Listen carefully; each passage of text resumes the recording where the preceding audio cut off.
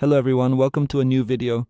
Today I'll be teaching you how to insert or remove a memory card, an SD card, in your Galaxy A17 and all its versions. First, you will need your memory card and a tool like this one, which you'll find in your phone's box, okay? It will come with your phone, or you can use something similar to this tip. So here on the left side of your phone, at the very top, you'll find a small hole where you will carefully insert this special key and gently push until the tray smoothly pops out.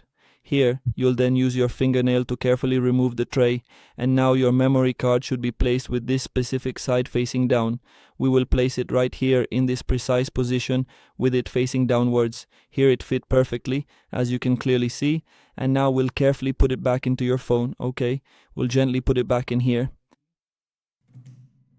And that's it, we click OK.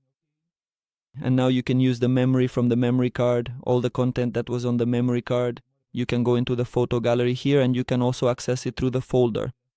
Files, here you have the SD card, which you can access directly from the memory card. So that's it for today's video. I hope I was able to help. If I did, don't forget to leave a like, drop your comment below, and if possible, subscribe to the channel for more videos.